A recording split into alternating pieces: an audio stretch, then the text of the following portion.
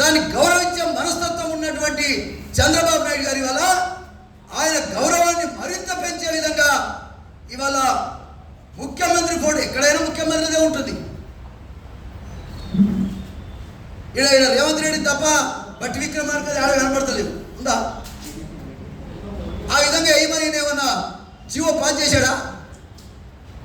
బట్టి విక్రమార్క సరే బాలమాదిగోల సంగతి పక్కన పెట్టుర్రి, ఓ దళితుడు డిప్యూటీ సీఎం, మరి ఆయన ఫోటో అన్ని డిపార్ట్మెంట్లలో ఉండాలి కదా, మరి పెట్టారా? అప్పుడు ఏరేమే మరి పెట్టలే కదా. ఆంధ్రప్రదేశ్లో చంద్రబాబు నాయుడు గారు డిప్యూటీ సీఎం ఫోటో ముఖ్యమంత్రి ఫోటోతో పాటు ఉండాలని నిర్ణయం చేయటం ఇది గొప్పతనం కావునా కాదా? మీరే చెప్పండి. కాబట్టి నేనేమంటానంటే పరిపాలన చేసే వాళ్ళలో కూడా పరిపక్వత ఉండాలి. పరిపక్వత లేకపోతే వ్యవస్థ నాశనం అయిపోతుంది. ఇవాళ కాపులంతా ఏకమైతే డిప్యూటీ సీఎం అయింటాయా, రేపు మాదిగలంతా ఏకమైతే ఈ రాష్ట్రాన్ని అన్ని రంగాల్లో ముందుకు పోయేటువంటి పరిస్థితి వస్తుంది. అరే 3 కోట్లు ఉంటే 1 కోటి మంది మనమేమో నాయన, మీరు అర్థం చేసుకోవాలి.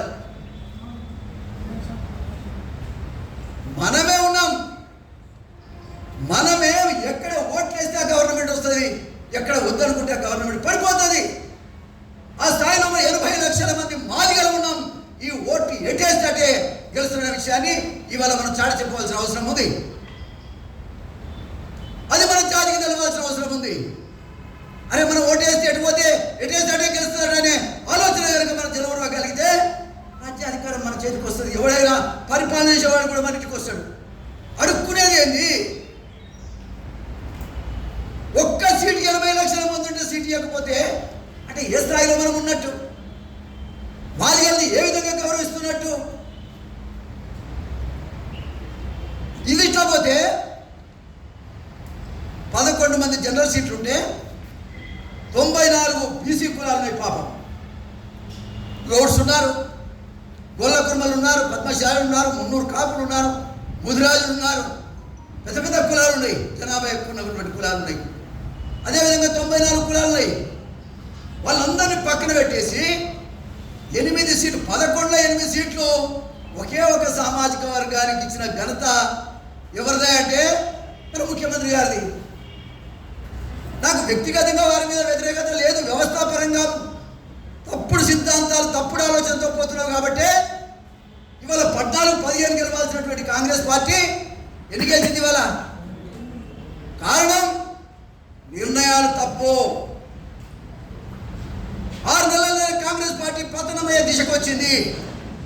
కారణం తప్పుడు నిర్ణయాలు. కాబట్టి నేనేమంటున్నానంటే ఇది ఎంతవరకు సమంజసం?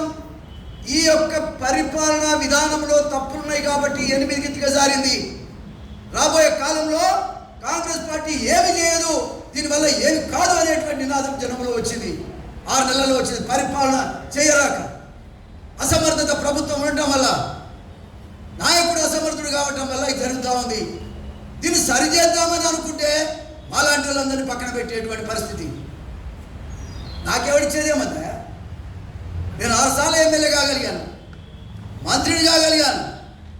ఎవడెదురొచ్చినా కూడా అడ్డం నిలబడి పోరాటం చేయడమే నాకు తెలుసు తప్ప తల దించినటువంటి సందర్భం లేదు రాజకీయాల్లో కూడా. ఇది అర్థం చేసుకోవాల్సిన అవసరం ఉంది. ఎన్ని సంఘాలు ఉన్నాయో అన్ని సంఘాలు, ప్రతి సంఘానికి